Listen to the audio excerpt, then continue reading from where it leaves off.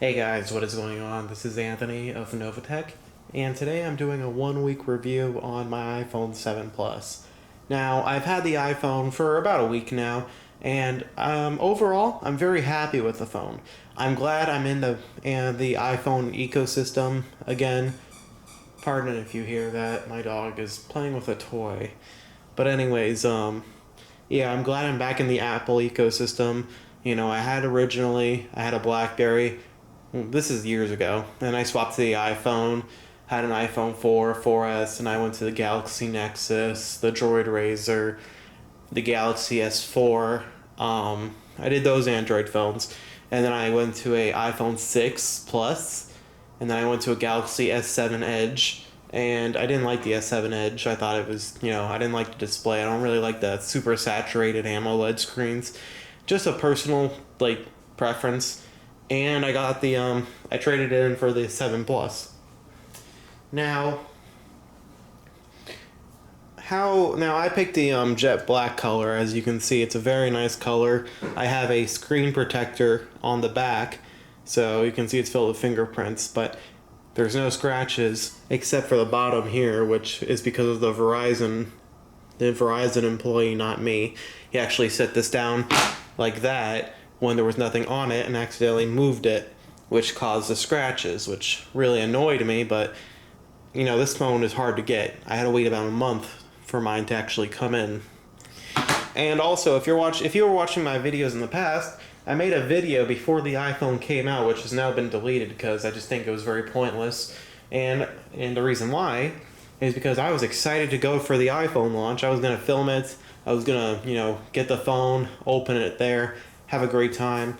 But as many of you already know, the iPhone 7 launch was complete bullshit. No one was able to get the pluses that didn't pre-order one within 2 fucking minutes of the initial pre-orders coming out. And yeah, so I was in a line with about 20 people. There were some people waiting 12 hours before they even opened the store. And we were waiting, and 15 minutes before they opened, it was around 7:45, they said, "We don't have any 7 Pluses, so if you're looking for those, too bad. We only have 7s." And that really sucked, because 1, I wanted the 7 Plus. 2, I wanted it in jet black. So yeah, I asked him, "Well, do you guys have any regular 7s in jet black?" And he said, "Let me go check." So I had a little bit of hope. A little bit. Nope. Didn't have one jet black. Either 7 or 7 Plus. And that was because Apple made a statement that all 7s were sold out in jet black and all 7 Pluses were sold out. Very funny, because at 1 o'clock, they actually had a shipment of 10 matte black iPhone 7 Pluses come to them.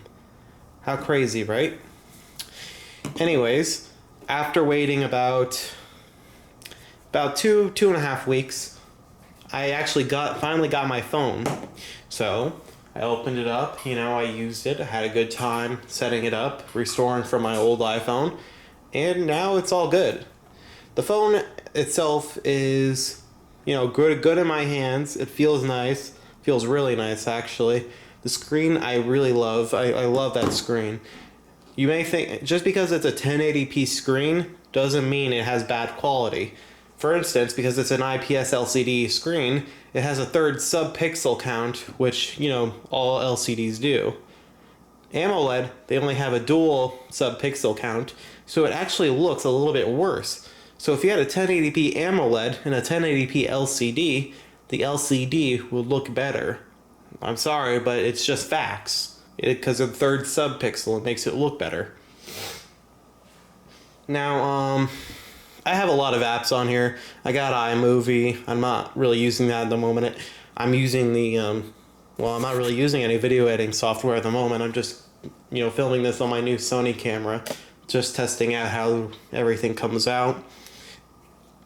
I got Amazon, the Apple Watch app, because I got my Apple Watch. I got it in the space black because I thought it would go really well with the jet black iPhone, which it does. I got, UPS, that's the Best Buy app. I got the Valiant Hearts, which looks really nice on here. Twitter, Pandora, and the app for the camera to actually control it. And watching like movies on the screen look absolutely stunning. It looks great. It's just so enjoyable to watch. And you know, there was a problem I had with the S7 Edge, which a lot of people I guess complained about, or not too many. But when I held it like this, I couldn't really type with it because my palm kept hitting the edge on the screen, which in turn, you know, caused me to get errors in my messages. But you know, that's just it's just a design flaw. I don't really care about the edge screen. Sure, it makes the phone look more futuristic, but that it hinders the quality of like, you know, actually messaging and stuff like that. But anyways, let me show you what's in the side of the box, because why not? Now, it takes a little bit to come down, but come on. There we go. You get a paper. It says designed by Apple in California. And in here, you get the Apple stickers, quick start guide, and SIM ejector tool. And you also get the Apple Lightning earpods and the adapter for the headphone jack. So, you know, if you want to have an old pair of headphones, the DAC is still built in the iPhone. There's still a headphone DAC built in. You can use this adapter. Now, my guess is they're actually going to get rid of this DAC in the future, maybe on the next iPhone. So if you use this with the next iPhone, it might be useless because there will be no DAC, which means there's not going to be any analog to digital conversion going on. It can't happen, which kind of sucks, but I don't even use this. What I use are the, actually I have them right here. I picked them up at Best Buy. They're about $100 off right now. They're the Jaybird X2s. These are great Bluetooth headphones. Highly recommend them. You can go to Target and Best Buy, and they're $80 right now, I believe. They're usually $180, so that's a pretty good deal. Also, you know, the wall adapter. Yeah, I don't use that. I actually have a dock for the Apple Watch and iPhone. It's by Nomad, I believe. And I also have the Apple Lightning port, which I have a spare one, so I don't really need that. I actually got one in a bundle. The bundle came with a 10-foot cable, a screen protector, which is on it right now, a glass screen protector, and a clear case, which I threw out the clear case because I actually got what's it's called? This is a Spigen liquid crystal case, which shows the jet black iPhone all right. It can't obviously make it look exactly like how it is without a case, but it does its job. But yeah, all that, like that entire bundle was only $20, I think. Yeah, $20 for a 10-foot cable, screen protector, and a case. You can't go wrong with that. You really cannot. Alright, so put that stuff back in the box.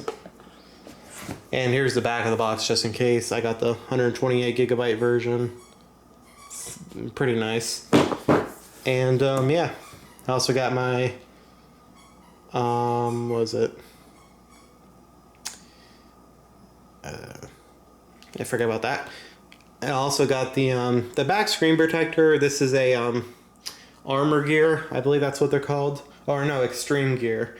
And it looks pretty nice, you know. It retains the original glossy black of the 7 Plus. But the only problem is on the edges here. The edges don't seem to want to go down, so it kind of looks bad when you put it on. But you're going to have to get used to that because I have not been able to find a way how to actually make it completely, like, down. It just won't do it. But there's that. But yeah, you know, holding this phone, like, I held all the iPhones, like, all the 7 models and all the 7 Plus models. And I honestly feel like the Jet Black feels the best out of all of them. Because it actually feels like a new iPhone. When you hold it, you feel it feels like glass. Even with this, it actually still feels kind of like glass. It feels amazing. I tried the rose gold, the silver, the matte black. They all feel the same. It's kind of just like it feels like the 6 and 6S. This one feels different, so that's actually a little added bonus to make you, feel a little bit better about the design. Now, also about the design, I'll talk about the camera. Now, there's 2 cameras. They're both 12 megapixels, and one is an optical 2x zoom, one's a wide angle. And they both do their job, you know. They're great 4K video cameras. You know, if you're a vlogger, you want to take a little quick 4K video, these will do the job. It also takes 720p, 240 frames per second slow motion video, and I believe 1080p at 120 frames, which, you know, that's good quality. And also on the bottom, you know, no headphone jack, obviously. Do I care about the headphone jack? Kind of, because I actually had a really nice pair of Sonys that I've had for years, and I wanted to use, but now I can't. Oh, wait. Oh yeah, there's an adapter. Everyone is complaining about that feature, but there's an adapter. So please stop complaining. If you lose it, it's $9. It's not gonna kill you. Alright? Some people just complain way too much. But yeah, also, the glass lens on the iPhone 7 Plus isn't sapphire anymore. This is, it's Ion X. Believe it or not, it scratches at a rate of 4, I believe, 4 to 5. This lens will scratch. So I would highly recommend getting on. They actually sell them. Little glass screen protectors for the 7 Plus or 7 camera lens. Sounds stupid, I know, but it's going to add a little extra protection. You know, if you don't want to use a case and you want to set it down, you can move it. It's going to scratch the lens, which is a sad fact.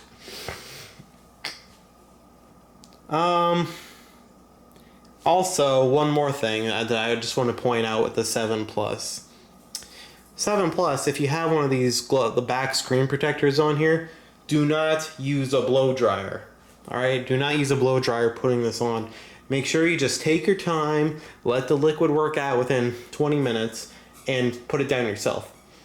You use the hair dryer, it actually will melt the glue right there. It'll get on that one iPhone, it'll get on the iPhone logo and the text, and if you ever mess up and you want to pull it off, when you pull it off, it'll actually remove some of the text.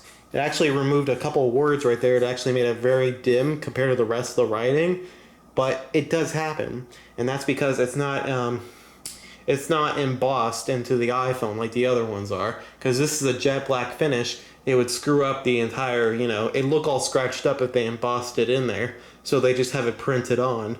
So be careful about that, you know. It might, because if you screw up and you pull this off, you might actually pull off like half the text, and, you know, then it'll just look really bad.